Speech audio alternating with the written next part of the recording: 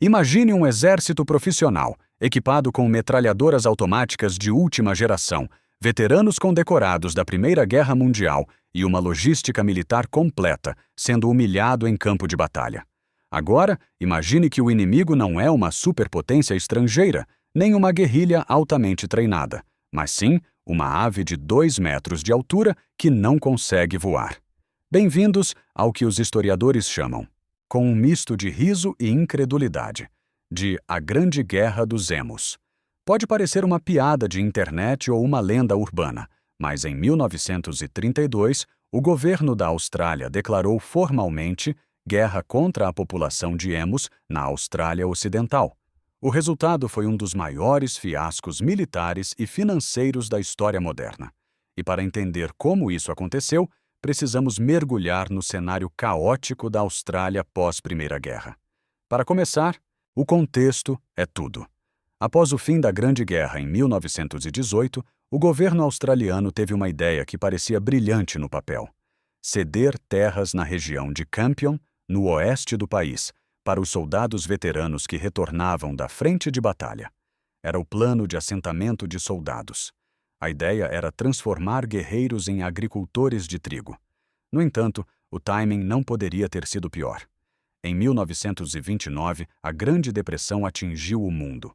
Os preços do trigo despencaram e o governo australiano, desesperado, prometeu subsídios que nunca chegaram. Como se a crise econômica não fosse suficiente, a natureza resolveu enviar uma praga de proporções bíblicas. Cerca de 20 mil emos, que normalmente migram do interior para a costa após a época de reprodução, descobriram que as fazendas de trigo dos veteranos eram o paraíso na terra. Imagine o cenário sob a perspectiva dos agricultores. Você passou anos nas trincheiras da Europa, volta para casa tentando reconstruir a vida, planta seu sustento com as próprias mãos e, de repente, 20 mil aves gigantes invadem sua propriedade, destroem cercas, devoram a plantação e deixam buracos por onde coelhos. Outra praga australiana, entram e terminam o serviço de destruição. Os agricultores, sendo ex-soldados, sabiam exatamente a quem recorrer: ao Ministério da Defesa. Eles pediram o uso de metralhadoras. O ministro da Defesa da época, Sir George Pearce, viu nisso uma oportunidade de propaganda. Ele achou que seria um excelente exercício de tiro para as tropas e uma forma de mostrar que o governo estava fazendo algo pelos veteranos. Ele só não contava com a inteligência tática e a resistência física do seu adversário plumado. A operação começou oficialmente em novembro de 1932, sob o comando do Major G.P.W. Meredith da 7ª Bateria Pesada da Artilharia Real Australiana. O arsenal? 2 metralhadoras Lewis e 10 mil cartuchos de munição. A confiança era tão alta que Meredith acreditava que a guerra acabaria em poucos dias com um massacre total das aves. Mas o primeiro embate em Campion foi um choque de realidade. Quando os soldados tentaram cercar os emos e abrir fogo, as aves fizeram algo que os generais humanos não esperavam. Elas se dispersaram. Os emos não formam pelotões organizados que esperam para ser alvejados. Eles se dividiram em pequenos grupos e correram em direções opostas a uma velocidade de até 50 km por hora. As metralhadoras Lewis, montadas em tripés pesados, eram lentas demais para acompanhar o alvo. O resultado do primeiro dia? Centenas de balas gastas e apenas um punhado de aves mortas. A coisa ficou ainda mais absurda nos dias seguintes. Em uma tentativa desesperada de ganhar mobilidade, Meredith ordenou que uma das metralhadoras fosse montada na traseira de um caminhão. Parecia o plano perfeito para uma perseguição em alta velocidade. No entanto, o terreno da Austrália Ocidental é acidentado, cheio de buracos e mato seco. O caminhão sacolejava tanto que o atirador não conseguia mirar em nada, e as aves eram muito mais ágeis em manobras de curvas fechadas. Além disso, o emo provou ser um dos alvos mais resistentes da natureza.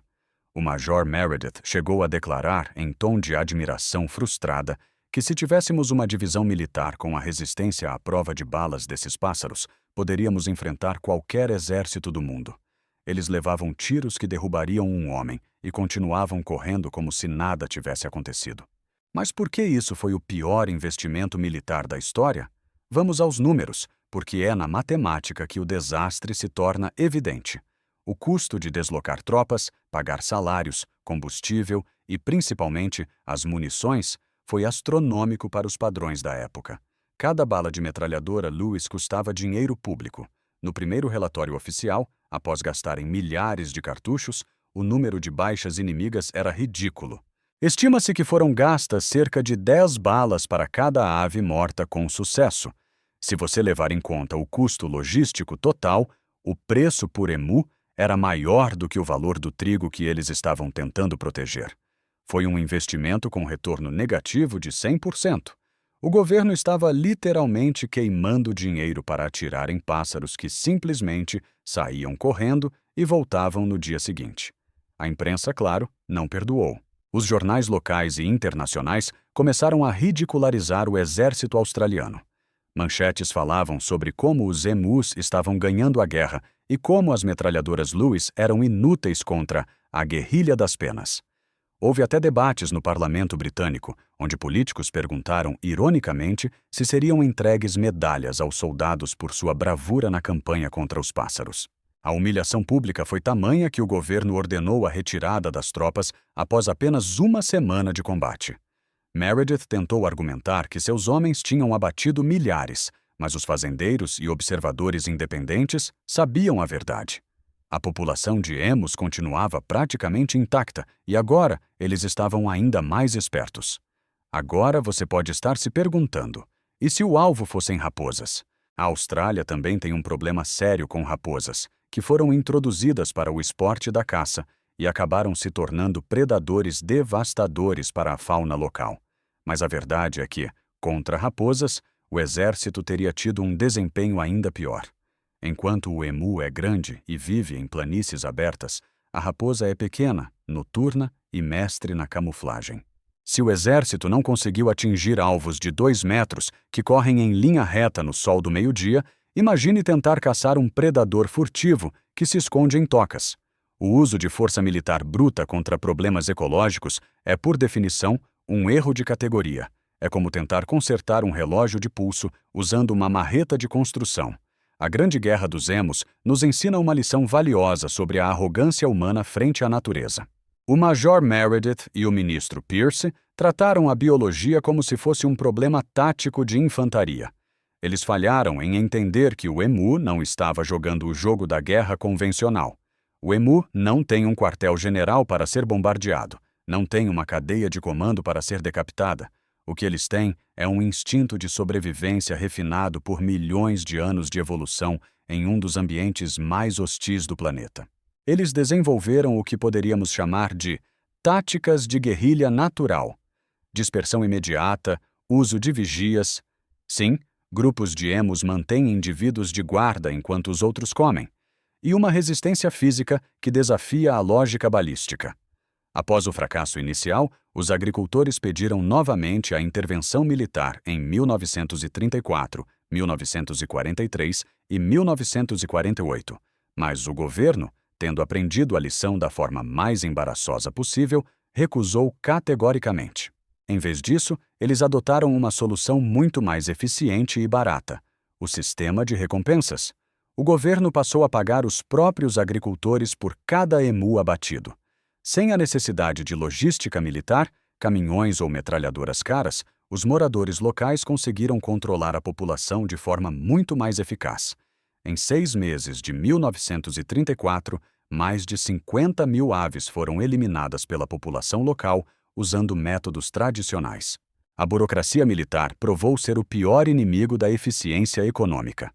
Olhando para trás, a Guerra dos Emus é frequentemente citada em escolas de economia e estratégia como o exemplo perfeito de falácia dos custos irrecuperáveis e de má alocação de recursos. O governo australiano gastou um capital político imenso e recursos financeiros escassos em uma solução que era tecnicamente inadequada para o problema. Eles tentaram usar tecnologia de guerra industrial para resolver um problema de equilíbrio ecológico. O resultado foi um prejuízo financeiro que nunca foi recuperado e uma mancha na reputação das Forças Armadas que perdura até hoje como um meme histórico. A guerra acabou oficialmente não com um tratado de paz, mas com o exército batendo em retirada enquanto os emos continuavam calmamente a comer o trigo. A comparação com as raposas que mencionei antes é importante porque reforça o ponto central. A guerra contra espécies invasoras ou superpopulações não pode ser vencida com balas. Anos depois, a Austrália tentaria combater coelhos usando armas biológicas, como o vírus da mixomatose, o que trouxe resultados mistos, mas, pelo menos, mostrou que eles entenderam que o problema era biológico, não balístico. A tentativa de militarizar a gestão de pragas foi o ápice do absurdo burocrático. Cada rajada de luz que errava o alvo era o dinheiro dos impostos de uma população já empobrecida pela depressão, voando literalmente para o meio do deserto. Se formos analisar o custo de oportunidade dessa guerra, o cenário fica ainda mais deprimente. Aqueles soldados poderiam estar trabalhando na infraestrutura das fazendas, na construção de cercas mais resistentes ou no desenvolvimento de técnicas de plantio que fossem menos atraentes para as aves. Em vez disso, eles foram enviados para o meio do nada para brincar de tiro ao alvo, com um inimigo que não revidava com balas, mas com velocidade e deboche evolutivo. O emu não precisou disparar um único tiro para derrotar a artilharia real. Ele só precisou ser um emu. Hoje, a Grande Guerra dos Emus é lembrada com humor, mas ela carrega um aviso sério sobre intervenções governamentais mal planejadas. Quando o Estado tenta resolver problemas complexos com soluções simplistas e de força bruta, o fracasso não é apenas provável, é quase certo. O investimento militar australiano em 1932 não comprou segurança nem proteção para as colheitas. Comprou apenas uma lição de humildade que custou caro aos cofres públicos. No final das contas, os emos venceram porque o custo de combatê-los era proibitivo e a vontade política de continuar sendo motivo de piada internacional se esgotou muito antes da munição. Portanto, da próxima vez que você ouvir falar sobre um investimento garantido ou uma solução mágica para um problema sistêmico, lembre-se do Major Meredith e suas metralhadoras Lewis no deserto australiano. Lembre-se de que, às vezes, o inimigo mais formidável não é aquele que tem as maiores armas, mas aquele que simplesmente se recusa a seguir as suas regras de combate. A natureza tem uma forma muito peculiar de equilibrar as contas, e geralmente ela o faz rindo da nossa cara, enquanto corre a 50 km por hora em direção ao horizonte, levando consigo o seu orçamento anual de defesa. A Guerra dos Emos não foi apenas um conflito entre homens e aves.